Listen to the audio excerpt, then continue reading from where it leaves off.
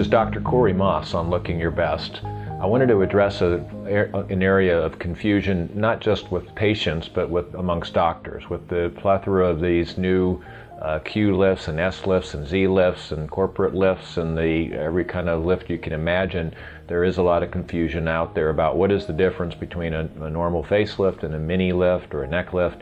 And I really want to keep it simple, and we do that in terms of thinking about it strategically. The procedure is actually quite intricate and elegant if it's done correctly, and all of those are. But by definition, I just want people to understand, because really it's the nuances between them that make the big difference, and the attention to details that make a great lift of whether it's the neck or the face or a mini face, a really great lift. And so by definition, and again, the older days, there were lots of people coming in saying I had a full facelift, which meant they had their eyelids and brow done and the entire lower face. For us, a mini lift of the face is addressing from the jawline up into and including the temple area, and you could reproduce this by looking at yourself in the mirror and simply lifting above the jawline backward and upward. Really, that's what a mini lift of the face does. So a mini lift addresses above the jawline up to the lateral canthus and including the temporal area there in some cases. That's a mini lift for us of the face.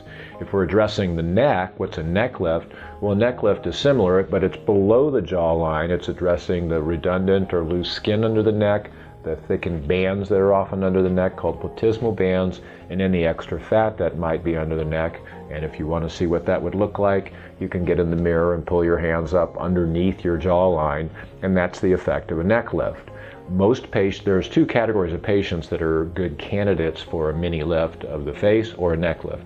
There are typically younger patients who just had sort of accelerated aging of the neck or the face from sun damage or genetics. Or there are patients who are older who have already had a facelift of some variety and really need a touch-up in that area, either the neck or the face area. If you put the two of those together, the mini face and the neck lift together, you now have a lower facelift, or what was traditionally called a facelift, period. I'm real clear on calling it a lower facelift because of the confusion, but a lower facelift really addresses from the temporal area, including the jawline, down to the clavicle. So if you put a mini facelift together with a neck lift, you have a lower facelift. I think that describes it better. You could also call it a cheek and neck lift.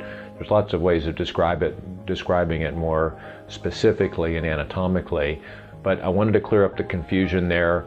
Again, most of these named or trademarked or sort of putting your stamp on it types of lifts are just the individual surgeon's nuances or variations on those three types of procedures for facelifting.